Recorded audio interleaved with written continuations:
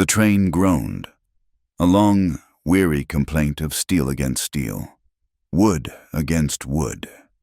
It was the only sound that seemed to matter in the vast, empty expanse of the plains. Outside the grimy window, the world was a canvas painted in shades of rust and ochre, stretching to a horizon that shimmered under the weight of a pale, indifferent sky.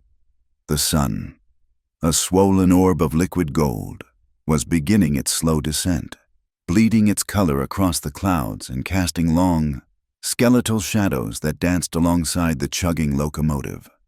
Inside the car, the air was thick with the scent of coal smoke, damp wool, and the faint, metallic tang of human sweat. Kerosene lamps, already lit against the coming dusk, swayed from the ceiling, their yellow light flickering across the faces of the passengers. They were a collection of weary souls, each wrapped in their own thoughts, their own destinations. A merchant with a nervous twitch in his eye thumbed through a ledger. A family of German immigrants, their face etched with a mixture of hope and exhaustion, huddled together, the mother whispering soft words to a sleeping child in her lap. A woman in a severe black dress sat ramrod straight, her gaze fixed on nothing, her lips a thin, disapproving line. And then there was the girl. She sat alone, huddled by the window, though she saw none of the stark beauty of the landscape. Her world had shrunk to the confines of this rattling, groaning box, and even that felt too large, too exposed. A chill had settled deep in her bones, a cold that had nothing to do with the evening air seeping through the window frames. It was the ice of fear.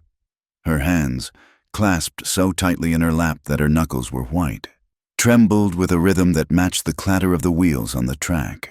She wore a simple dress of faded calico, clean but thin, offering little protection against the elements or the dread that consumed her. She had pulled a threadbare shawl around her shoulders, but it was a useless gesture. The cold was inside her. Every time the train lurched, she flinched. Every time a passenger shifted or coughed, her head snapped up, her eyes wide and searching. They were the eyes of a hunted animal, darting from face to face, trying to read intent, trying to gauge threat. She had been on this train for 2 days, and she hadn't slept for more than a few snatched moments, jolting awake from nightmares that were no worse than the reality she was fleeing. She had a small bundle at her feet, containing everything she owned in the world, but she hadn't touched it. Hunger was a dull ache, easily ignored. Thirst was a scratch in her throat. Fear was a living thing, a predator that had its claws in her heart. For hours, she had been watching the man at the far end of the car. He sat apart from the others, a solitary figure in the last seat, his back to the wall. He was a tall man, broad in the shoulders. Even when slumped slightly in his seat, he wore a heavy duster of oiled canvas, the color of the dry earth outside, faded by sun and stained by rain. A hat, its brim low, shadowed most of his face. He hadn't moved for the better part of the afternoon, save for the steady, almost imperceptible rise and fall of his chest. He seemed less a passenger and more a piece of the landscape itself, as still and silent as the mesas they had passed hours ago. The other men on the train were either soft-handed city folk, their faces pale and their talk loud, or hard-faced ranchers, their eyes narrowed with suspicion. They looked at her, some with pity, some with a flicker of something uglier. They were not safe. But this man, he did not look at anyone. His gaze was fixed on the floorboards between his worn leather boots, his hands resting on his knees. They were large hands, the knuckles calloused, the fingers long and steady. He seemed utterly self-contained, a closed circuit of quiet endurance. He asked for nothing, and he offered nothing. It was this quality, this profound and unwavering stillness, that drew her. He was a rock in a churning river, and she was drowning. The decision was not a conscious one. It was an instinct, a final, desperate surge of self-preservation. Her body moved before her mind could protest, before it could list the 100 reasons why it was a foolish, dangerous idea. She rose from her seat, her legs unsteady. The floorboards creaked under her slight weight. A few heads turned. The merchant glanced up, his eyes lingering on her for a moment before returning to his numbers. The woman in black pursed her lips even tighter. Lily ignored them. Her focus was entirely on the man at the end of the car. The walk felt like a mile. The swaying of the train threatened to throw her off balance. Each clack of the wheels was a tick of a clock counting down to some unseen disaster. The air seemed to grow thin. She could feel her heart hammering against her ribs. A frantic bird trapped in a cage. She kept her eyes down, watching her own worn shoes move one in front of the other, until they were stopped by the sight of his boots. She stood before him for a long moment, waiting. He gave no sign that he had noticed her. The brim of his hat still obscured his face. The only thing she could see clearly was his jaw, square and stubbled, and the firm line of his mouth. He did not look up. Silence stretched between them, thick and heavy, for a terrifying second. She thought she had made a terrible mistake. Her courage, a flimsy thing to begin with, threatened to evaporate entirely. She almost turned and fled back to the false security of her seat. But then a gust of wind rattled the windows of the car, and the sound was so much like a door being thrown open that a fresh wave of panic seized her. She couldn't go back. There was nothing to go back to. She leaned down, her body trembling so violently she had to place a hand on the back of the seat in front of him to steady herself. Her voice, when it came, was a reedy whisper, barely audible above the noise of the train. "Sir," she breathed, the word catching in her dry throat. He did not move. He did not speak. But she sensed a change, a subtle shift in the quality of his stillness. He was no longer simply resting. He was listening. "Please," she whispered again, the plea raw with a desperation she made no attempt to hide. Can I hide under your coat? Just for a while? Please?" She offered no explanation. She had no story prepared, no lie to tell. There was only the stark, unvarnished truth of her terror, and she could only hope it was enough. She expected him to refuse. She expected him to push her away, to tell her to leave him be, or worse, to call for the conductor and draw attention to her. She braced herself for the rejection, for the finality of having her last hope extinguished. The man didn't look up. His head didn't move an inch. The shadow from his hat remained fixed. For a heartbeat.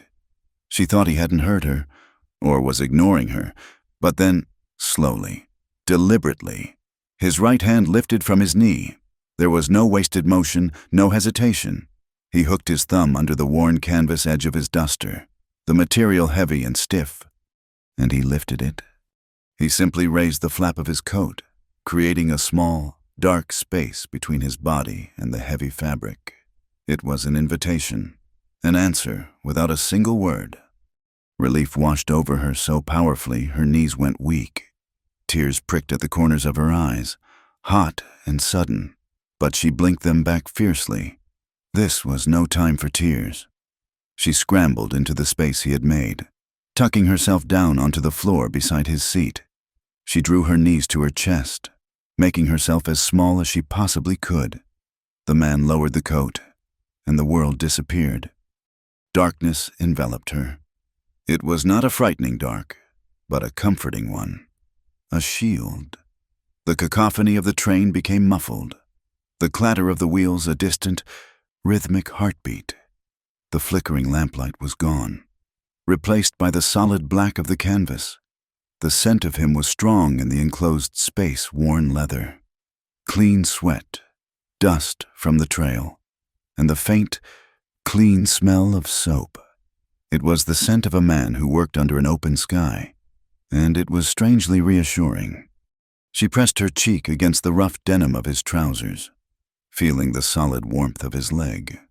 Through the layers of fabric, she could feel the steady, slow beat of his heart, a deep and unhurried rhythm that seemed to calm the frantic fluttering in her own chest. He remained utterly still, a mountain of silent protection. He didn't shift, didn't speak, didn't even seem to breathe any differently. He had accepted her presence as if it were the most natural thing in the world. From her hiding place, the world was reduced to sound and sensation. The groan of the wood, the rumble of the wheels, the heavy weight of the coat over her, the solid presence of the man beside her. For the first time in days, the icy knot of fear in her stomach began to loosen its grip. Just a fraction. It was a fragile truce, not a victory, but it was more than she had dared to hope for. He was Caleb Boone. He did not know this stranger huddled at his feet, but he understood the language of fear. It needed no translation. She was Lily. She did not know the name of the man whose silent charity had become her sanctuary, but in the dark, warm space beneath his coat, listening to the steady beat of his heart, she felt the first flicker of something she had thought was lost to her forever, a sliver of safety, and for now, it was enough. The world beneath the coat was a warm, muffled rhythm.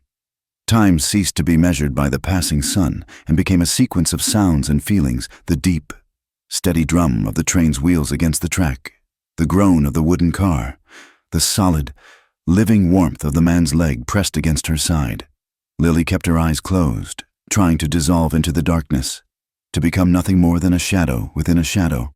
The slow, unhurried beat of Caleb's heart, a vibration she could feel through the floorboards and up into her own bones, was the only anchor in a sea of fear. It was a language older than words, a silent promise of solidity in a world that had become terrifyingly fragile. She didn't know how long she huddled there, a lifetime or a few minutes. The train's momentum was a constant, a rocking motion that might have been soothing under any other circumstance. But then the rhythm changed. The steady clatter of the wheels began to slow, the deep groan of the engine shifting to a long, mournful sigh of escaping steam. A series of jolts ran through the car, and Lily's eyes snapped open in the darkness. The train was stopping. It wasn't a station. She knew the feel of a station stopped the clamor of voices, the bustle on the platform. This was different. This was a stop in the middle of nowhere, a pause in the vast, empty heart of the plains. A cold dread, which had momentarily receded, came flooding back, sharp and biting. She pressed herself tighter against Caleb, her breath catching in her throat. Above her, she felt him shift. It wasn't a large movement, just a subtle tensing of the muscles in his leg, a slight lift of his head.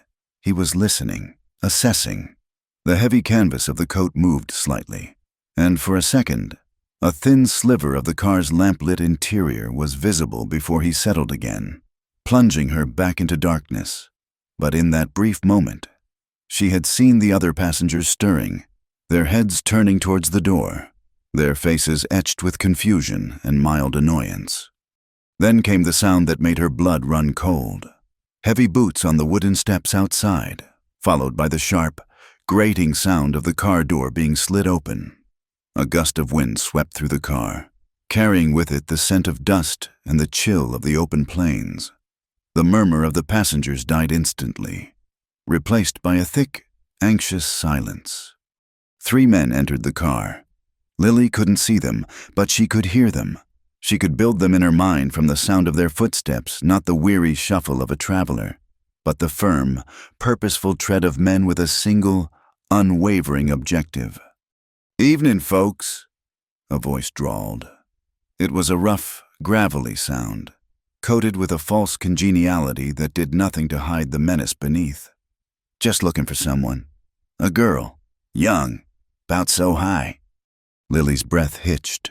She squeezed her eyes shut, a useless gesture, as if not seeing the world would prevent it from seeing her. "Got separated from her family," the voice continued, the lie rolling off his tongue with practiced ease. "They're worried sick." Another man spoke, his voice sharper, more impatient. "Blonde hair, blue eyes, wearing a faded calico dress. Seen her." The description was a physical blow. It was her. They knew what she was wearing. A tremor started in her hands and spread through her entire body, a violent, uncontrollable shivering. She buried her face against Caleb's leg, trying to stifle a sob. A single, desperate thought screamed in her mind. "Don't let them see me! Don't let them see me!" She was a mouse cowering from the shadow of a hawk.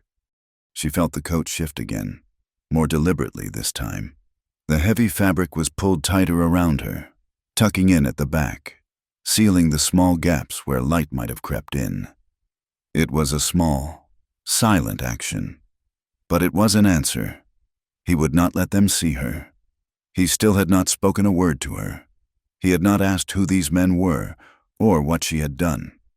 He had simply accepted her silent plea and acted on it. The heavy footsteps began to move down the aisle. They were slow, methodical. Lily could hear the creak of the floorboards as they drew closer. She heard the gruff voice questioning passengers, the nervous, mumbled replies. "You, ma'am, see a girl like that?" No, sir, I haven't." "What about you?" "My family and I, we keep to ourselves." The footsteps stopped right beside their seat. Lily's heart felt as if it would burst from her chest. She held her breath, convinced they could hear the frantic pounding. She could smell them now, a foul combination of stale sweat, cheap whiskey, and trail dust. It was the scent of violence. "And you, friend?" the sharp-voiced man said. The words were directed at Caleb. "You seen anyone? You've been mighty quiet over here in the corner." Silence. Lily waited for Caleb to speak, to deny her, to give her up. It would be the sensible thing to do. She was nothing to him, a stranger, trouble. But Caleb said nothing. He simply sat there, a bulwark of silence. The seconds stretched into an eternity. Lily could picture the scene in her mind, the man looming over them. His eyes narrowed with suspicion. And Caleb, his face hidden by the brim of his hat, utterly still. "What's the matter, cat? Got your tongue?" the man sneered. "Or you got something to hide under that big coat of yours?" Lily's terror reached a fever pitch. This was it. He would pull back the coat, and she would be exposed. A small, choked sound escaped her lips, and she bit down hard on her knuckle to keep from screaming. Through the heavy fabric, she heard a faint rustle of cloth. She imagined Caleb finally looking up. She couldn't see his eyes, but she could feel the change in the air, the sudden drop in temperature. She felt the weight of his gaze, even from her hiding place. From the outside, the scene was a tableau of quiet tension. The second man, a weasel-faced fellow with shifty eyes, stared down at the seated figure. He saw only the brim of a hat and a strong, stubbled jaw. But when Caleb finally lifted his head, the man found himself looking into eyes the color of a stormy sky. They were not angry. They were not frightened. They were completely, unnervingly empty of any emotion at all, as hard and flat as river stones. It was a gaze that didn't challenge, but simply stated a fact. "I am here, and I will not be moved." There was a depth of stillness in this man that the weasel-faced pursuer found profoundly unsettling. It was like trying to intimidate a mountain. He saw no fear to exploit, no weakness to pry open. There was nothing there but an unyielding, silent certainty. The man faltered. His sneer wavered. He took a half-step back, unnerved by a force he couldn't name. Forget him. Jed," the first man called from further down the aisle. "He ain't seen nothing. Let's check the next car." Jed lingered for another moment, his suspicious gaze fixed on Caleb, before he finally grunted and turned away. The heavy footsteps receded, moving towards the far end of the car. Lily heard the other door slide open and then shut. They were gone. A long, shuddering breath escaped her. The tension in her body began to recede, leaving her feeling weak and hollow. It was over. They had passed them by. She started to shift, to lift her head, but the hand on the coat remained firm, keeping her hidden. Caleb did not relax. The muscles in his leg were still coiled tight. He knew this kind of man. They were not the type to give up so easily. He continued to listen, his head cocked slightly, his entire being focused on the sounds from outside. And then it came. The wind, which had been a low moan, rose to a sharp whistle, flinging handfuls of grit and sand against the windows of the train. The sky outside, which had been fading from orange to a deep purple, was suddenly blotted out by a swirling brown haze. A dust storm was blowing in, a sudden, violent squall that swallowed the light. And through the rising howl of the wind, a new sound pierced the air, a shout from outside, carried on the gale. It was faint, but the words were clear enough. "I found tracks fresh once. She got off this car." Panic, sharp and absolute, lanced through Lily. They knew. They hadn't been fooled. They were coming back. The man above her moved, and this time there was no slowness to it. It was a single, fluid explosion of motion. In one swift movement, he was on his feet, pulling her up with him, her legs, stiff and cramped, almost buckled, but his grip on her arm was like iron. The world rushed back in a dizzying blur of yellow light and pale, frightened faces. The other passengers were staring, their mouths agape. He leaned down, his face close to hers for the first time, in the dim, flickering lamplight. She could finally see his features clearly. The strong jaw, the straight nose, the eyes that held the storm from outside. His voice, when he finally spoke, was a low, urgent rumble, meant for her alone. "Hold tight." It wasn't a request. It was a command, and it was the only thing she could do. She wrapped her arms around his waist, burying her face against the rough canvas of his duster, clinging to him as if he were the last solid thing on earth. He didn't hesitate. He turned and ran, not towards the door the men had used, but towards the back of the car, pulling her along with him. They moved with a speed that defied his size, a blur of motion through the stunned and silent car. He threw open the rear door, and they were hit by a wall of wind and stinging sand. The platform between the cars was a chaotic vortex. The wind howled, trying to rip them apart. The train, having started to move again, was picking up speed. The ground below a rushing, indistinct blur. Lily risked a glance behind them and saw the door of the car they'd just left burst open. Jed, his face a mask of fury, stood there, raising a pistol. Caleb didn't look back. He dragged her across the bucking platform to the very edge. For a terrifying, insane moment, she thought he meant to throw her off. He looked down at the churning earth, then at her. His grip on her arm tightened, and then they jumped.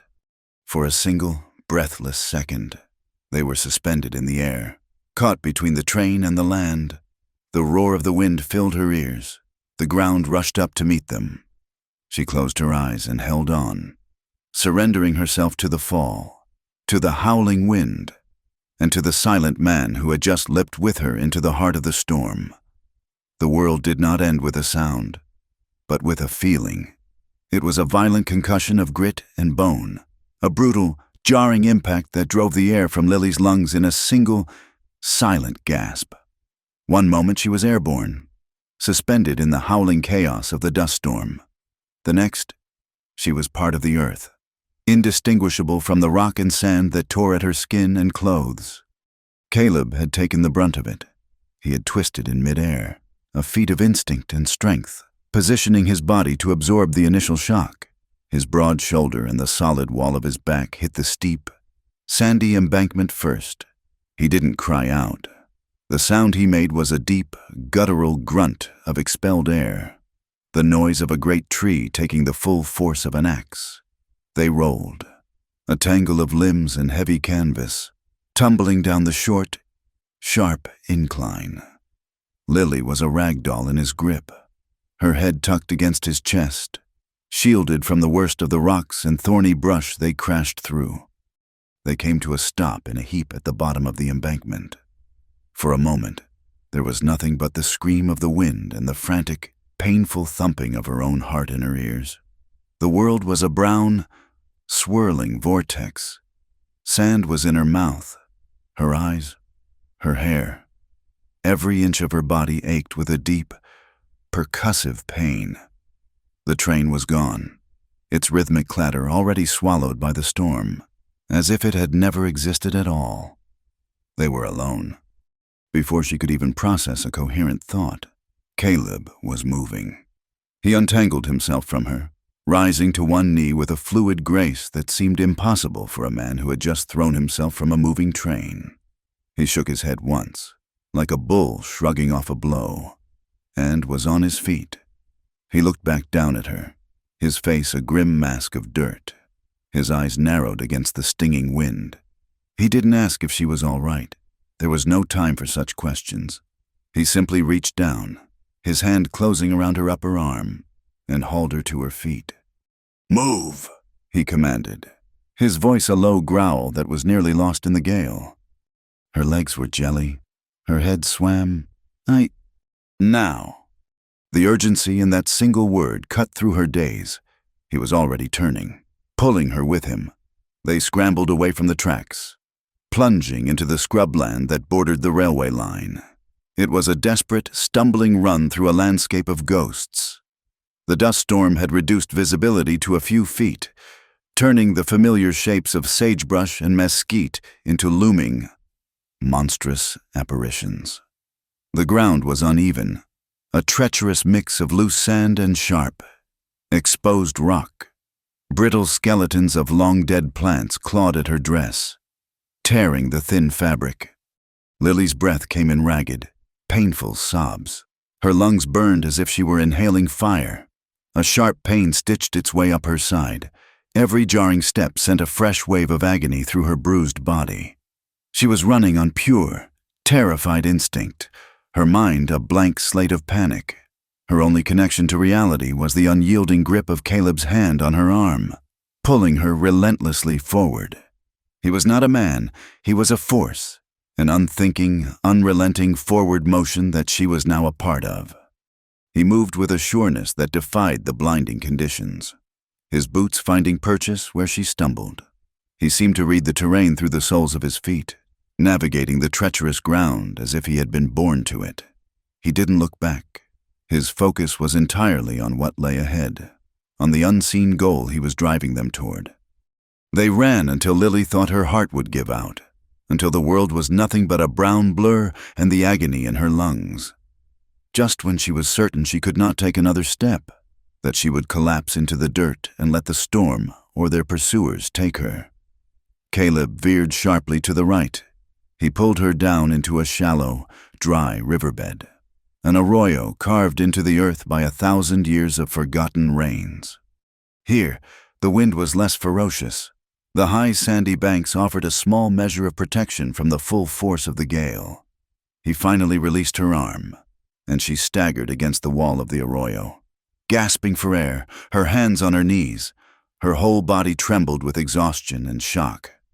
Caleb did not rest. He stood for a moment, his head tilted, listening. But it was impossible to hear anything over the howl of the wind. He scanned the area, his eyes moving with a quick, practiced efficiency. He was assessing, planning. He pointed a little further down the wash, where the banks grew steeper and closer together. "There," he said. He led her to a narrow fissure in the landscape, a place where the arroyo narrowed into a tight, defensible channel between two sheer walls of rock.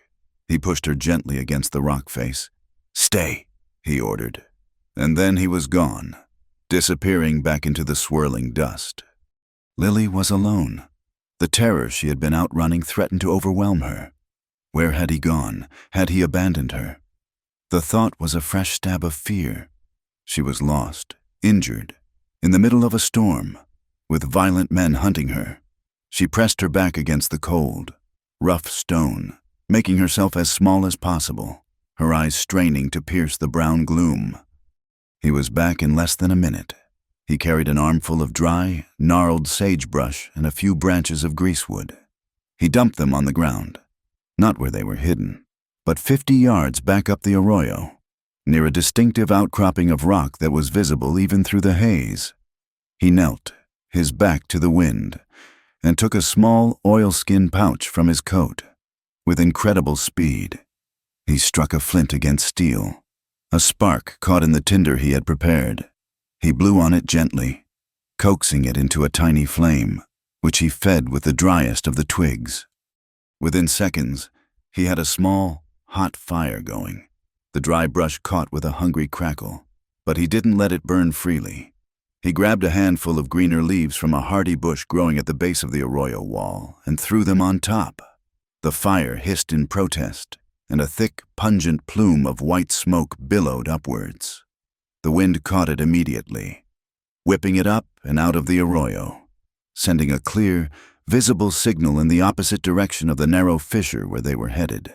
He kicked sand over the base of the fire, smothering the flames but not the smoke, ensuring it would smolder for some time. A false trail, a ghost campfire. He ran back to her, his movements economical and sure. He grabbed her arm again and pulled her deeper into the narrow gorge. Lily, watching him work, was struck by a sense of awe that momentarily eclipsed her fear.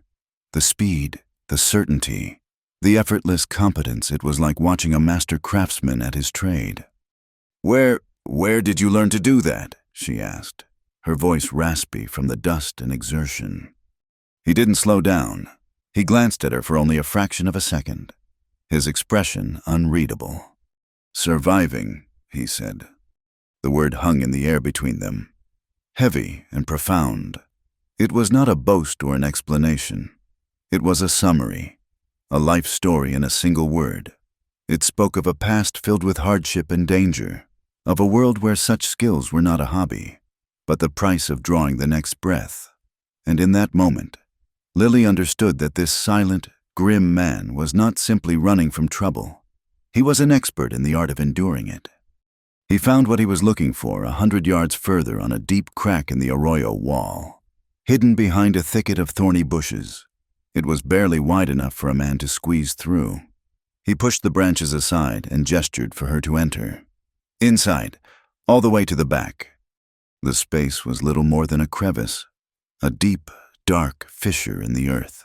It smelled of damp stone and ancient dust. She squeezed past him and shuffled into the blackness, her hands outstretched until she felt the cold, unyielding rock of the back wall. Caleb followed her in, pulling the thorny branches back into place, creating a natural curtain that made their hiding spot all but invisible from the arroyo. The crevice was narrow. They were pressed close together in the absolute darkness, his side against hers. His breathing was deep and even, while hers was still a ragged, shallow gasp. The storm was a muted roar outside their stone sanctuary. And then they heard it. Faint at first, then closer. Shouts, the angry, frustrated calls of men searching. The sounds were distorted by the wind, but they were unmistakably human. Lily's body went rigid. She held her breath, listening, every nerve ending alight. "Over here I see smoke," one voice yelled. The sound carried on a momentary lull in the wind. There was the sound of horses whinnying, their nervous calls a counterpoint to the men's shouts. They were close, so close. Lily could feel the vibration through the rock as they passed the entrance to the gorge. She squeezed her eyes shut, praying to a God she wasn't sure she believed in anymore, praying to the rock, to the darkness, to the silent man beside her. She felt Caleb's hand gently touch her shoulder, a brief, steadying pressure, and then it was gone. It was not a gesture of comfort, but of command. Be still, be silent. The sounds of the pursuit grew louder, then began to fade as the men moved up the arroyo, drawn towards the false promise of the smoldering fire. They listened in the suffocating darkness as the shouts grew more and more distant, until finally, they were swallowed completely by the ceaseless howl of the wind. They were gone. Silence descended inside the crevice, a silence that was deeper and more profound than the noise outside. The immediate threat had passed, the adrenaline that had kept Lily moving, that had fueled her desperate flight, drained away all at once, leaving behind a hollow, aching void. The strength went out of her legs. The darkness began to spin. A wave of nausea washed over her. The reality of what had just happened, the chase, the jump, the brutal run crashed down on her with suffocating weight. She had survived. but she felt broken. She slid down the rock wall, her body giving up the fight. She folded in on herself, her forehead resting on her knees, and a single, dry sob escaped her lips. "I can't," she whispered to the darkness, the words torn from the deepest part of her. It wasn't just about running anymore. It was about everything, the fear, the exhaustion, the hopelessness of her situation. "I can't do this, I can't go on." She waited for him to say something, to agree with her, to abandon her. She was a liability, a weakness. She had nothing left. The silence stretched. Then she heard him shift, his voice coming from the darkness just above her. It was low and flat and held not a trace of pity. It held something far more powerful certainty. "You will," Caleb Boone said. She shook her head, a small, defeated gesture. "No." "You just did." The word struck her with the force of a physical blow. She lifted her head, though she could see nothing in the pitch black. "You just did." He wasn't offering sympathy. He wasn't telling her it would be all right. He was stating a fact. She had jumped from a train. She had run through a storm. She had hidden from men who wanted to harm her. She had done it. She had survived. It was not a comfort. It was a truth. And in the cold, dark fissure in the earth, with the storm still raging outside, that truth was a small, hard ember of strength, a spark she could hold on to in the overwhelming darkness. She was still terrified. She was still exhausted, but for the first time, she felt the faint, unfamiliar stirrings of her own resilience, reflected back at her in the words of a stranger. They remained in the stone crevice long after the sounds of their pursuers had faded. Time lost all meaning in the absolute darkness. There was only the muted howl of the wind outside and the close, shared warmth of their bodies in the narrow space. Lily drifted in and out of a state that was not quite sleep, but a deep, boneless exhaustion. Her mind was a quiet, empty landscape. The terror scoured away, leaving only the profound ache of her body and the echo of Caleb's final words, "You just did." When he finally moved, the motion was so slight she almost missed it. He shifted his weight, and a sliver of gray light filtered into their tomb as he pushed aside the thorny branches. The storm had passed. The air that seeped in was cold and clean, washed by the wind and the darkness. "Time to go," he said, his voice a low rumble in the stillness. Outside, the world was transformed. The angry brown haze was gone, replaced by the deep, velvet black of a high desert night. A billion stars were scattered across the sky, sharp and brilliant as chips of ice. A sliver of moon cast a pale, ghostly light over the land, illuminating the shapes of the rocks and the skeletal brush in shades of silver and charcoal. The wind had died down to a whisper that sighed through the arroyo. The journey began in that profound silence. Caleb set a slow, steady pace, one that her aching body could manage. He led her out of the arroyo and up onto the open plains, moving with the same quiet confidence he'd shown in the storm, as if he were navigating by the stars themselves. For hours, the only sounds were the crunch of their boots on the sandy soil and their own quiet breathing. Lily walked in a daze, her body moving on a current of sheer will. The landscape was immense, an ocean of shadows that stretched to the curved edge of the world. It should have felt terrifying, this vast emptiness, but it didn't. After the claustrophobia of the train car and the violent chaos of the storm, the sheer scale of the night was calming. It was a silence that couldn't be broken by angry voices, a darkness that could hide them completely. Caleb was a silhouette moving just ahead of her. He never spoke, but his presence was a constant, reassuring weight. Once, when she stumbled on a loose rock, his hand shot out and steadied her before she could fall. He held her arm for a moment longer than necessary, his grip firm, until he was sure she had her balance. And then he let go and continued on. He stopped by a crooked juniper tree and unhooked a canteen from his belt, handing it to her. The water was warm and tasted of tin, but it was the most wonderful thing she had ever drunk. She drank deeply, then handed it back. Their fingers brushed in the exchange, a brief, fleeting touch of warmth in the cold night air. She followed him without question. Trust was a foreign concept to her, a currency she had long since run out of. But this was something different. It was not a conscious decision to trust him, but an instinctual reliance on his competence. He had not offered her comfort or kindness in the way most people understood it. He had offered her something far more valuable, survival. And she clung to that as she put one aching foot in front of the other. Just as the first hint of gray began to soften the eastern horizon, they crested a low ridge. Below them, and nestled in a shallow, hidden valley, was a sight so unexpected it made Lily halt in her tracks. A small cabin stood against a backdrop of dark, protective mesas, a curl of smoke rising from its stone chimney to greet the dawn. It was a place that seemed to exist outside of the rest of the world, a secret kept by the landscape itself. As they drew closer, details emerged from the growing light. The cabin was small and weathered, its wooden walls bleached to a soft silver by years of sun and wind. It was a crooked, unassuming structure, built by hand with a stubborn disregard for perfect lines. A slightly sagging porch ran the length of the front, and a handful of chickens were beginning to stir in the dirt yard, clucking softly in the pre-dawn quiet. There was a small, fenced-in vegetable garden, the plants dormant for the coming winter, and a cast-iron pump standing sentinel beside a wooden trough.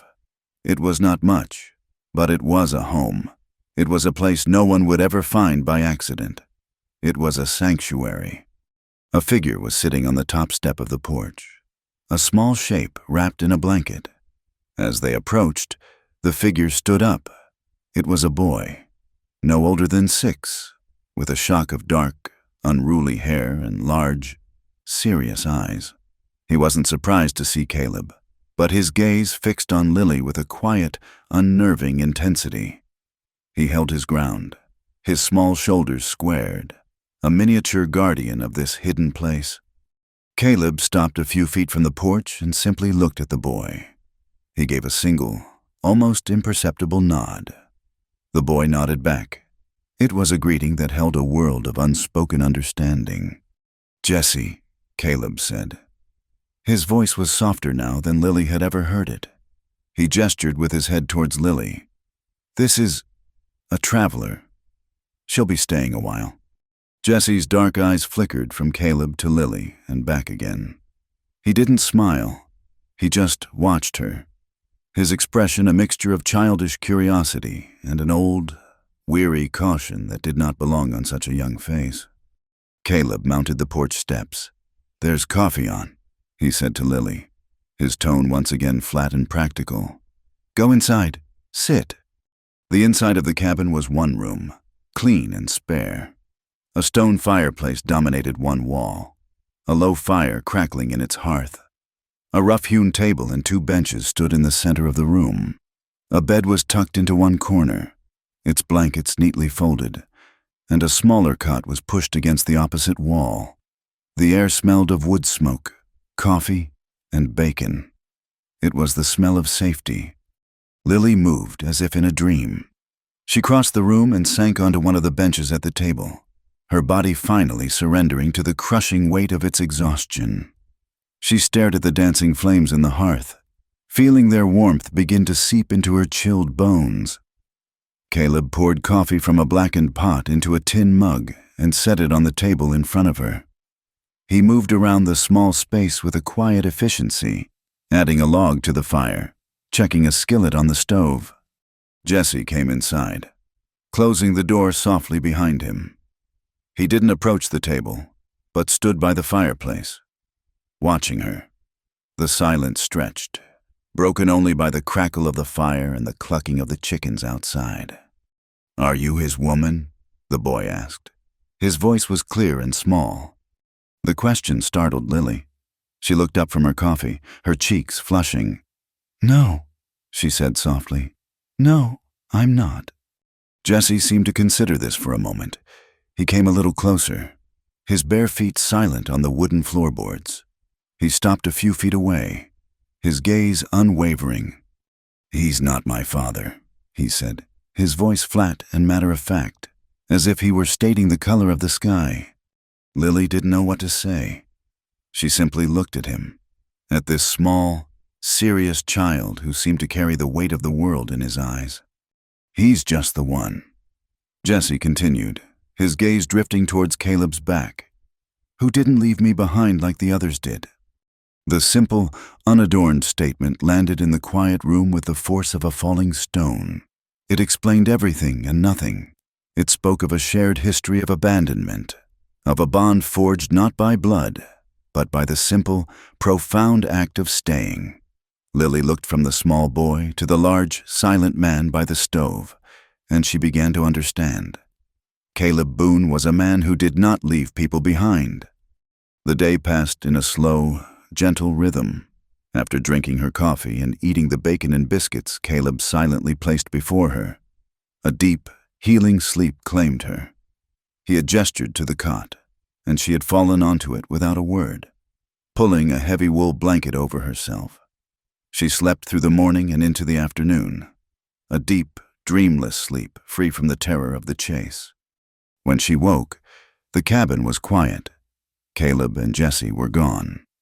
The afternoon sun streamed through the single window, illuminating the dust motes dancing in the air. For the first time in what felt like an eternity, she felt no fear. The silence was peaceful, not threatening. The solitude was a balm. A deep, urgent need to be useful rose up in her.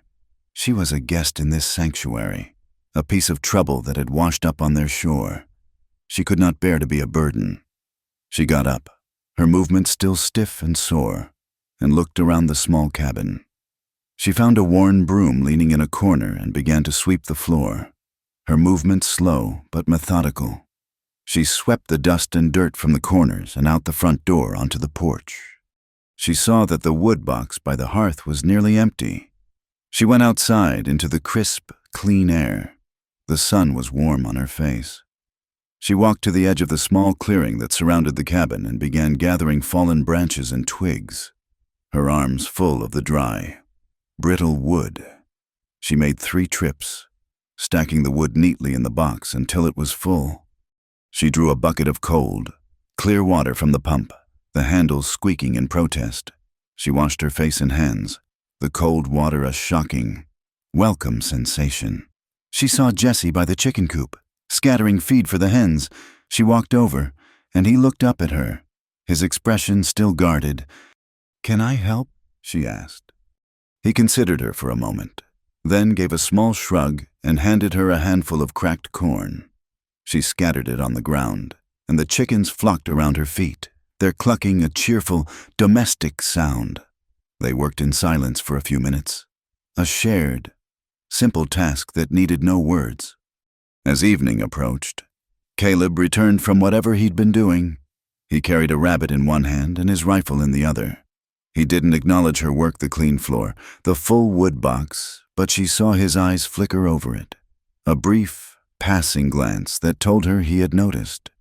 She followed him inside. "I can help with dinner," she offered, her voice quiet. He looked at her, his expression unreadable as ever. After a moment, he nodded and handed her a small knife and a few potatoes from a sack in the corner. She sat at the table and began to peel them, the rhythmic scrape of the knife a comforting, normal sound. They worked together in the small space, a silent, efficient dance. He skinned and dressed the rabbit while she prepared the vegetables. Jesse sat by the fire, whittling a piece of wood with a small, dull knife, watching them both.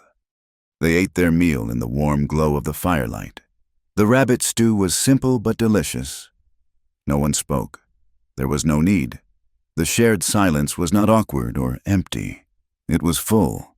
It was the quiet of 3 people who had, for different reasons, found themselves washed up in this place that nobody finds. It was the silence of a truce, the silence of safety. It was the sound of a deep, collective breath being taken after a long and desperate shock. The day settled into a quiet rhythm. as gentle and predictable as the rising and setting of the sun over the valley's rim. The frantic terror of the chase began to feel like a distant nightmare, a story that had happened to someone else. In its place grew a profound and unfamiliar sense of peace. It was a stillness that resided not just in the silent landscape, but deep within Lily herself. She worked alongside Caleb and Jesse, her hands busy with the simple, honest tasks of survival. She learned the feel of an axe handle as she split kindling, the particular scratch of the chickens' feet as she scattered their morning feed, the satisfying weight of a bucket of water drawn from the deep, cold earth. They spoke very little. Words seemed like clumsy, unnecessary things in this quiet valley. Their communication was a language of shared tasks and small gestures. A log Caleb placed by the fire just as she began to feel a chill. A mug of water she left on the porch rail for him when the afternoon sun was high. A smooth, flat stone Jessie would wordlessly place in her hand. A small, perfect treasure found on his wanderings. In this silent conversation, Lily felt more seen and understood than she ever had in a world full of noise. But the unspoken question of her past hung in the quiet air between them. Caleb never asked. He seemed to be a man who took people as they were, a rock that the currents of life washed over without changing its nature. Yet, she felt the question in his steady, watchful gaze. She knew that this fragile peace was a borrowed thing, and that true sanctuary could not be built on a foundation of secrets. The story came out on the third night, after a simple supper of beans and cornbread. Jesse had fallen asleep by the fire, his small chest rising and falling in a steady rhythm. The cabin was warm and filled with the comfortable silence of a shared meal. Lily rose to clear the tin plates, carrying them to a basin of hot water on the stove. The clink of the plates was the only sound. She began to wash, her hands moving automatically in the soapy water. Caleb rose from the table, not to leave, but to pick up a clean, dry cloth from a hook by the stove. He stood beside her, his large frame casting a long shadow in the firelight, and took the first wet plate she placed on the counter. He began to dry.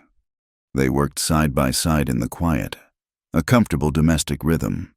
The simple, shared task created a space of intimacy, a feeling of partnership that finally unlocked the words she had kept caged for so long. "My mother died 2 winters ago," she began, her voice low and steady, barely a ripple in the quiet room. She did not look at him, keeping her eyes fixed on her hands in the water. "My stepfather, he never cared for me much. I was just another mouth, another burden." Caleb said nothing. The only sound was the soft whisk of the cloth as he polished a plate, his movement slow and deliberate. His silence was not empty. It was patient. It was an invitation to continue, free of judgment. "He's a man who likes easy solutions," she said, her voice devoid of emotion. It was a simple statement of fact. "He found one for me. An arrangement. He told me I was to be married." She paused, scrubbing at a piece of dried bean on a plate with more force than was necessary. "I'm 16. In some places, that's old enough. But I've never felt anything but young. Just old enough to be told what to do, and too young to say no." The phrase, a sentiment she had thought 1,000 times, hung in the air. It was the simple, brutal truth of her existence. She was a piece to be moved on a board that was not her own. The man was from a town called Redemption, a few days west by train. She went on. "My stepfather had met him on a cattle drive. He said the man was wealthy, that he owned a big house, a place for travelers and miners to spend their money. He said I would want for nothing." Caleb placed a dry, clean plate on the stack with a soft click. He picked up another. His presence beside her was a solid, unmoving wall of quiet attention. "But I heard them talking one night, when they thought I was asleep. The things my stepfather laughed about, the kind of company this man kept in his house, the other women who lived there. They weren't wives. They were part of the entertainment. I was to be the newest, youngest part of his collection." She rinsed the last plate and set it on the counter, the water dripping from its edges. She stared down at the basin, at the murky water, her reflection a distorted, wavering shape. They weren't looking for a wife. They were looking for a new bird for a gilded cage. And I knew, once I was in that cage, I would never get out. My stepfather was leaving the next morning to take me there, so I waited until he was asleep. And I ran. I took what little money my mother had saved and bought a ticket for the first train heading east. I thought if I could just get far enough away. Her voice trailed off. The story was told. It was a plain, ugly thing. And now it was out in the open, sitting in the warm, quiet air of the cabin. She braced herself for his reaction. Pity, perhaps, or disgust. Or maybe he would tell her she had to leave, that he couldn't have that kind of trouble in his home, near his boy. She did not cry. She had used up all her tears in the first few hours of her flight, huddled in the dark on that train. Now there was nothing left but a cold, hard emptiness. She was a survivor, and survivors didn't have the luxury of tears. Caleb finished drying the last plate. He stacked it neatly with the others. He folded the damp cloth and placed it on the edge of the counter. He still had not said a word. Lily finally chanced to look at him. His face was in shadow, his expression unreadable. He stood there for a long moment, and she thought he was going to turn and walk away, leaving her alone with the ugliness of her past. Instead, he reached for the heavy basin of dirty dishwater. He lifted it as if it weighed nothing, carried it to the cabin door, and threw the water out into the dark yard. He came back inside, closing the door softly, and placed the empty basin back on the stove. He had not spoken. He had not looked at her with pity. He had simply finished the chore with her. He had heard the worst of her story, and his response was to share the burden of a simple task, to stand with her in the quiet aftermath and empty the dirty water. It was a gesture more profound than any words of comfort could ever be. It was acceptance. It was solidarity. It meant, I have heard you, and you are still welcome here. A knot of tension she hadn't even realized she was holding deep in her chest began to loosen. The next day dawned bright and clear, the air sharp with the promise of autumn. The heaviness of the night before lingered, a quiet shadow in the brilliant sunlight. Lily felt exposed, but Caleb treated her no differently. He rose, made coffee, and went about his morning chores with the same steady calm as always. His consistency was a gift, a silent reassurance that nothing had changed. In the afternoon, Lily sat on the porch steps, watching Jesse in the yard. He was crouched in a patch of dry grass, his face a mask of concentration. He carefully selected a single, wide blade of grass, and then held it taut between his two thumbs. He put it to his lips and blew. A low, sputtering, duck-like squawk was the result. He scowled, adjusted his grip, and tried again. Another comical noise.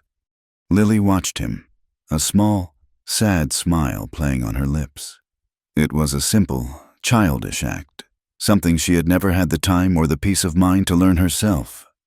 Jesse, sensing her gaze, looked up. He saw the melancholy in her eyes. With the straightforward logic of a child, he decided to fix it. He trotted over to her and held out the blade of grass. "You try," he said. It wasn't a question. "Oh, no, I don't know how," she said, shaking her head. "I'll teach you," he insisted. He sat down beside her on the step, his small shoulder pressing against her arm. "You gotta pull it tight, like this. See, not too tight or it'll break. And you make your lips all skinny." He demonstrated, pursing his lips. Hesitantly, Lily took a blade of grass and tried to mimic him. She held it between her thumbs, feeling the fragile, papery texture of the grass. She put it to her lips and blew. A faint, airy hiss was all she produced. Jesse shook his head with the exaggerated patience of a seasoned teacher. "No, no, tighter, and blow from your belly." They sat there for a long time in the warm afternoon sun, the world reduced to the simple, frustrating task. Jessie gave instructions with the utmost seriousness. Lily, despite herself, found her focus narrowing to this one ridiculous thing. She forgot the men who were hunting her, forgot the cage she had escaped. There was only the grass, her thumbs, and the boy's earnest instructions. Caleb had come out onto the porch. He sat in a worn chair in the corner, mending a piece of leather harness, the rhythmic pull and scrape of his needle the only sound besides their quiet efforts. He watched them, his hands busy, his expression neutral, but his eyes were soft. "Try again," Jessie urged. Lily took a deep breath, pulled the blade of grass taut, pursed her lips, and blew. This time, it worked. A sound, thin and reedy and surprisingly clear, pierced the quiet air. It wasn't much, just a single, high-pitched note, frail as a bird's cry. But it was a whistle. Her eyes widened in genuine, unadulterated surprise. She looked at the blade of grass as if it were a magical object. Jessie's face broke into a wide, triumphant grin. "You did it," he yelped. And then something inside Lily, a place that had been frozen solid for years, cracked. A sound bubbled up from her chest, unfamiliar and strange. It was a laugh. It wasn't a small, polite chuckle, but a real, full-bodied laugh of pure delight. It sounded rusty at first, like a gate that hadn't been opened in a long time, but then it came freely, peeling out into the quiet valley. Her laughter was so infectious that Jessie started to laugh too, a bright, happy sound that was the purest form of joy.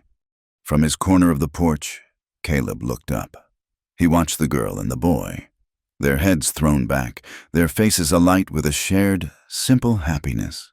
He saw the last of the shadows fall away from Lily's eyes, replaced by a light he had never seen there before. A slow smile spread across his own face, softening the hard lines around his mouth. And then he, too, let out a sound that was as rare and surprising as the whistle had been. It was a low, rough chuckle, a deep, rumbling sound that seemed to come not just from his chest, but from the very earth beneath them. The three of them sat there on the porch, their laughter echoing in the still, sunlit air of the valley.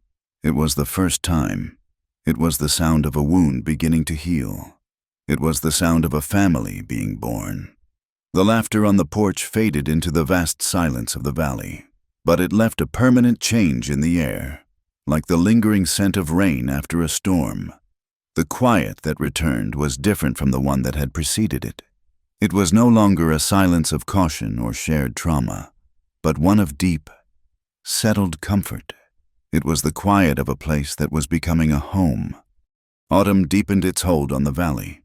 The days grew shorter, the nights sharper. The gold of the aspens on the high mesas burned with a fierce, fleeting beauty before surrendering their leaves to the wind. The air grew crisp, carrying the scent of pine and dry earth, and the sun, when it shone, had a gentle, golden quality, as if it, too, were settling down for a long rest. Lily found herself watching Caleb more and more. She watched his hands, large and calloused, as they expertly mended a strap of leather or split a log with a single, perfect swing of the axe. She watched his back, a broad and steady landscape of its own, as he walked the perimeter of their small clearing each morning and evening. She watched his eyes, the color of a winter sky, as they scanned the horizon, ever watchful, ever vigilant. He was a man made of the same stark, enduring materials as the land around them, and she was beginning to learn the subtle language of his stillness. One afternoon, while gathering fallen branches for the fire, she wandered a little further than usual, following the ghost of a dry creek bed.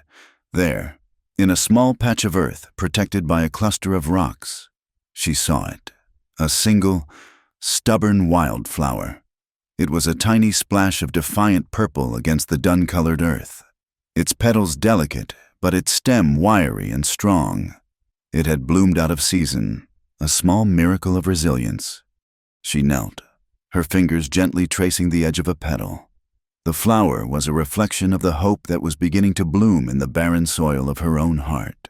A feeling of profound, quiet gratitude washed over her for the safety of this valley, for the steady presence of the man and the boy who shared it with her. She wanted to give something back, to leave a mark of the beauty she was beginning to see again. Carefully, she plucked the small flower, its stem so thin she was afraid it would break. She carried it back to the cabin, cupped in her palm as if it were a precious jewel. She didn't know what to do with it. To give it to him directly felt too bold, a declaration she wasn't ready to make. Instead, she laid it gently on the worn, sun-bleached railing of the porch, in the spot where Caleb often leaned his elbows as he watched the last of the light fade from the sky. It was a tiny, anonymous offering, a secret thank you left for the wind and the wood and, perhaps, for him to find. She retreated inside, her heart beating a little faster than usual, and watched from the window. He returned at dusk, his rifle slung over his shoulder, his walk unhurried. He mounted the porch steps, his boots making a familiar, solid sound. He was about to go inside when something caught his eye, a tiny spot of color on the gray wood. He stopped. Lily held her breath. He leaned down, his large frame bent in a posture of gentle curiosity. He looked at the small, perfect wildflower for a long moment. He did not touch it immediately. He simply observed it, his head tilted slightly, as if he were trying to understand its meaning. Then, with a surprising delicacy, his calloused fingers closed around the thin stem. He lifted the flower and held it in his palm, studying it in the fading light. He did not throw it away. He did not tuck it into his hatband or his buttonhole. He opened the cabin door and stepped inside, the flower still held carefully in his hand. He crossed to a small shelf by the fireplace where he kept a few meager possessions, a whetstone, a tin of oil, and a small, leather-bound ledger, its pages filled with his neat, practical script. He opened the book to a clean page, with the same care he might use to set a trap or sight his rifle. He laid the small purple flower flat on the paper. He closed the book, pressing the small life within its pages, preserving it. He placed the ledger back on the shelf and then turned to the fire, his face impassive, as if nothing had happened. From her spot by the window, a warmth spread through Lily's chest, a gentle heat that had nothing to do with the fire in the hearth. He had not only seen her gift, he had understood it, and he had kept it. He had taken her small, silent offering of beauty and made it a permanent part of his world. No words had been spoken, but an entire conversation had taken place. The next morning, Lily woke to the familiar smell of coffee. She dressed and went outside to greet the dawn, a ritual she had come to cherish. Her favorite spot was the top step of the porch, where she could sit and watch the sun creep over the mesas, painting the valley in shades of rose and gold. But this morning, something was different. On the hard wooden step where she always sat, there was a small, square pad of sheepskin, its fleece soft and thick. It was a simple thing, a scrap left over from some other project, but it had been placed there with clear intent. Beside it, on the porch floor, was a tin cup filled with fresh, cool water from the pump, a few beads of condensation glistening on its side. Lily stopped, her hand flying to her mouth. She looked around, but the yard was empty. Caleb and Jessie were nowhere in sight. She slowly sat down, the soft fleece a cushion against the hard wood. She picked up the cup, the metal cool against her fingers, and took a sip of the water. It was clear and cold and tasted of the deep earth. It was his reply. He had answered her flower not with another flower, but with his own language, the language of comfort, of foresight, of practical, silent care. He had seen where she sat. He had noted the hardness of the wood. He had anticipated her morning thirst. He had taken her gesture of beauty and answered it with a gesture of protection. Tears pricked her eyes, but they were not tears of sorrow. They were tears of a deep, overflowing gratitude that was so profound it felt like a kind of joy. She sat there for a long time, watching the sun rise, the soft sheepskin beneath her, the cool cup in her hands, and felt the foundations of a new life settling firmly into place. That day, a new energy flowed through her. She was no longer just a survivor, a refugee taking shelter. She was a part of this place, a part of this small, silent family. She began to look for ways to weave herself more deeply into the fabric of their lives, to answer his silent care with her own. She noticed Jesse's shirt. It was his only one. A simple garment of coarse-spun cotton, washed so many times it was worn thin at the elbows. One elbow had a small, ragged hole. That afternoon, while Caleb was out checking his trap lines and Jesse was down by the creek, Lily searched through Caleb's sparse belongings. In a small wooden box, she found what she was looking for: a needle, a spool of dark thread, and a pair of small, sharp scissors. She took Jesse's shirt from a peg where it was hanging and sat on the porch in the sun. Her mother had taught her to sew, her stitches small and neat. She did not simply patch the hole, she carefully darned it, weaving the thread back and forth until the fabric was whole and strong again. Then, on a whim, she added something more. On the cuff of one sleeve, using the same dark thread, she embroidered a tiny, simple shape, a 5-petaled wildflower, a mirror of the one she had left for Caleb. It was a small, almost invisible detail, a secret signature of her growing affection. When Jesse came home, he found his shirt folded neatly on his cot. He put it on, and as he was rolling up his sleeves, his fingers brushed against the small, rough embroidery. He stopped and looked at it, his brow furrowed in concentration. He traced the shape with his fingertip. He looked over at Lily, who was busy at the stove, her back to him. He didn't say anything, but a slow, rare smile spread across his face, and he left the little flower where all could see it. Lily began to take over the cooking of the evening meal. It was a subtle shift. At first, she had merely helped Caleb. Now, she began to plan the meals, to take the initiative. She found a small stash of dried herbs and began to add them to the stews, filling the cabin with new, savory aromas. She learned to bake a passable cornbread on the hearth, its crust golden and crisp. The cabin, which had always been a shelter, began to feel more like a home, filled with the smells and sounds of her care. Caleb accepted this change with his usual quiet stoicism. He would come in from the cold, his face tired, and the smell of a hot meal would greet him. He would watch her as she moved about the hearth, her movements sure and graceful, a quiet hum on her lips. He never praised her cooking, but she would see him take a second helping, and that was praise enough. The culmination of their silent dialogue came a few nights later.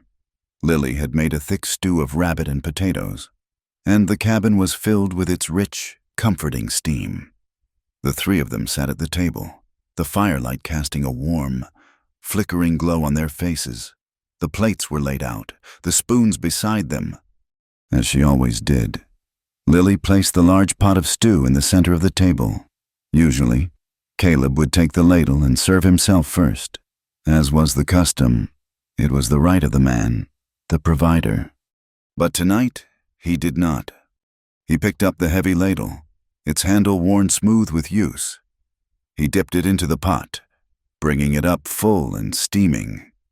Jesse watched him, his spoon already in his hand, his eyes wide. Caleb moved the ladle across the table. He moved it past Jesse. He moved it past his own empty plate. He held it over Lily's plate and slowly, carefully, filled it to the brim with the rich stew. He placed the first, best serving in front of her. He then served Jesse and finally, himself. He did not look at her as he did it, but she felt the weight of the gesture as if it were a physical touch. It was a profound act of deference, of respect. It was a silent declaration that turned the world on its head in this small, isolated kingdom of three. He was placing her first. He was telling her, without words, that she was no longer just a traveler he had rescued. She was the heart of their home.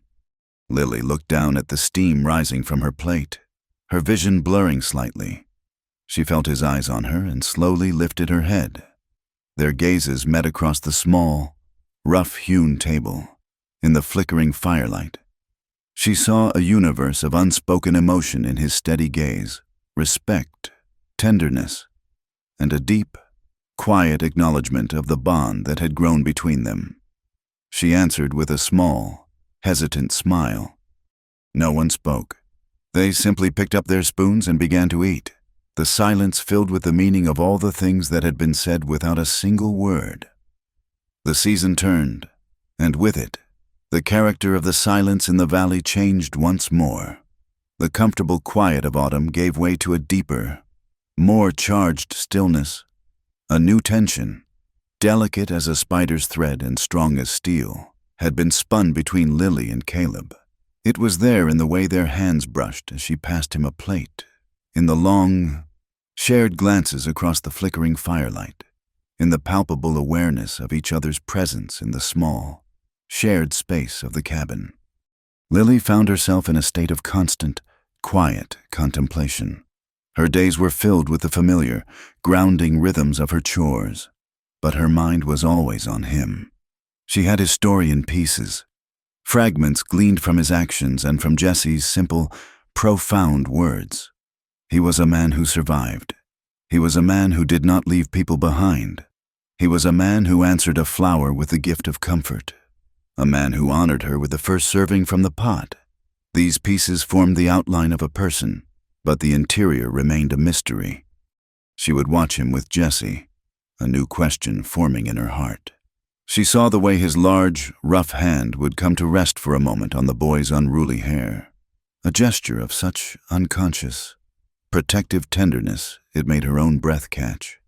She saw the way his eyes would follow the boy's small, busy form, a look of profound, unwavering responsibility in their depths. He was capable of great care. He was capable of this fierce, silent devotion. And the question began to whisper in the quietest corners of her mind. Have you ever learned to love someone? She wondered what pain had taught him to be so self-contained. What losses had carved the guarded stillness into his features. She wondered if a heart so thoroughly barricaded behind silence and competence had ever been allowed to simply feel. The love he showed Jesse was one of duty and protection, a fierce, paternal bond. The care he showed her was one of respect and a deep, burgeoning tenderness. But had he ever known the other kind? The reckless, unasked-for kind that dismantled a man's defenses and left him vulnerable. The question felt like a dangerous one, a trespass on a past he kept locked away. She did not dare ask it aloud, but it lived in her own quiet gaze whenever she looked at him. The sky began to change one afternoon. The brilliant, clear blue of the high desert faded to a hazy, washed-out gray. A strange, yellowish light filtered down into the valley, draining the color from the landscape and casting an eerie pall over everything.